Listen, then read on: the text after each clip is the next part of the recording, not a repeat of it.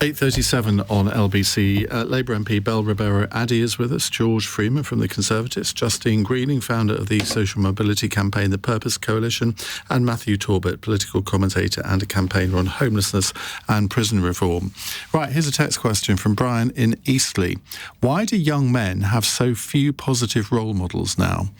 Now, the former England, it says here men's football team, so I must say that, men's football team manager Sir Gareth Southgate has warned that young men are feeling isolated and are searching for direction online, ending up with them being manipulated by callous, manipulative and toxic influencers who willingly trick young men into believing that success is measured by money or dominance, never showing emotion, and that the world, including women, is against them.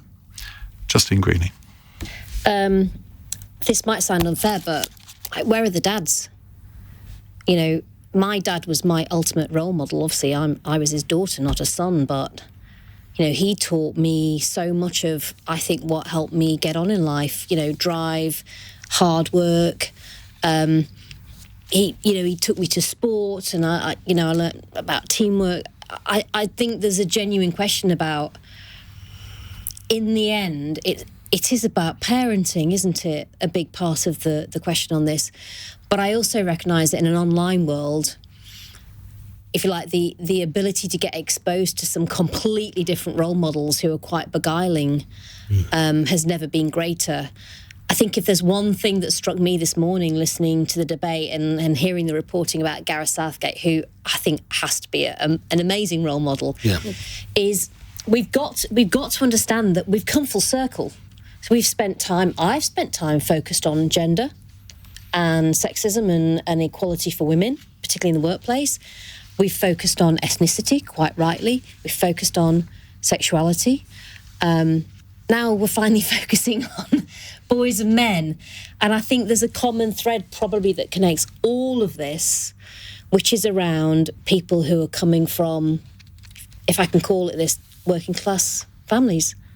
And in a sense, that start and, if you like, the advantages of some of it. I like to think my journey was part of what built me, but also it's got some disadvantages. And I think sometimes that can be around the network you've got around you and the fact that you haven't got quite so much of a network to draw on. So, for example, I've never had a mentor, even now. And certainly when I was growing up, I remember asking my mum and dad where I should go to university, and I remember my mum's in the kitchen saying, "Oh, I don't know." You know, I think there's something around that wider support network that people need, that maybe some people have as part of their bigger family, and they're having conversations at dinner table, but for most people, I'm going to say, actually, they're probably not. And so we do need to think about where they're getting that advice about options, careers. You know, for me as a local MP, you know, I had a lot of, like Belle, a lot of estates in my, you know, council, social housing, you know, and part of the challenge is what are the career ladders some people are seeing on those estates where you can be really successful, and that is basically, frankly, at times selling drugs. And, you know, we were in a prison the other day talking to some of the inmates in my team, and these were people who were convicted of drug dealing. They wanted to come out, but actually they were entrepreneurs. They didn't want to go and stack shelves in Co-op when they got out and had done their time. They wanted to be able to put that drive to be successful into a legitimate business. And so I think it just tells you that we've got to be building pathways forward for people. If we're not doing that, then they're going to look to other people for advice on what a sensible pathway forward is. Well, this is definitely another situation in which we have previously seen huge amounts of cuts in terms of youth services, in terms of provisions, in terms of all of the different things that used to have coming up when you were younger that could support you. And I take your point about parenting, but I do see at the moment how much influence online has for young people, things that are online. And we generally as a society, as much as we think that we do things in terms of equality and inclusion, I think we haven't focused enough on tackling misogyny. We really, really haven't. It's still such a huge problem, because if we had done more, I don't think you would see what we're seeing, the Andrew Tates of this world, and people actually, and young men actually moving towards that. It's because we've left gaps open for people to slip back into that mindset that it's okay. Part of the issue there was I was listening to something this morning, and somebody was talking about the proportion of male teachers in secondary schools. Now, in primary schools, it's always been the case that it's been predominantly a female profession. But in secondary schools, it's now become the same. Well, there are some secondary schools in the country where there are no male teachers at all. And therefore, if you're a 13, 14-year-old boy, you're easy prey for the likes of Andrew Tate, in a sense, because you see, and I've heard this personally from one or two people in their 20s who wanted to know my view on Andrew Tate. And I remember one of them, I'd never actually heard of him, and then I sort of did my research. And I could see how he had this appeal for certain groups of people, and it's very difficult to counter. Yeah, and incel culture, that type, that when it gets to its most extreme, can lead to some awful violence. And the thing is, we're not checking it enough. We're not checking it enough. We're not creating situations where people aren't falling, or young men are not falling into that trap. I take your point about male teachers, but it's not even just about male role models. It's what we do as a society, what we promote as a society, what we see as wrong. There's so many things when it comes to misogyny that we are too often told to just brush off our shoulder. That's just it. It's just lads. It's just that, it's really, really awful that we still let these things happen and let these things be said. George? No, I agree with Belle and Justine. I'd add in a few things. I think sport, actually, if you look back in our history in the last 150 years, sport has been a really important part of giving particularly young men a chance of role models. And we've really... competitive sport has been hammered in our state education system, and the austerity and coalition cuts didn't help either. It's been going on for years.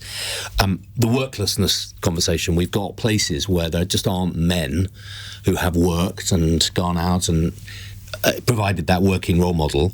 So there's a whole bunch of stuff there, but I also think it's quite deep economics. We've created a service economy, and not just in our deindustrialised communities, but across the country, I think. There are a lot of men who feel rather marginalised, and that's to do with what we teach them and all of that. But there is a cultural... Or do you mean emasculated? Emasculated is a better word, yeah. But I think there's something else, which is the alt-right, the Andrew Tates, have used social media not just to sort of tackle these grievances, but to fuel them. And I've been watching Adolescence, as I'm sure many of your listeners have. Matthew Said had a brilliant piece in the Sunday Times last week on this. Actually, Belle, echoing much of what you've said, that there's a modern misogyny which the Tates of this world are fueling, pouring, fuel on the flames. So I think there's a few things going on. There's some breakdown of our structures and our society, some economic marginalisation, and then people who should be helping to tackle it, fueling it. And I hope maybe we've got to a nadir, and this will be a national conversation and we'll turn the corner. Matthew, I know you've done a lot of work in this area.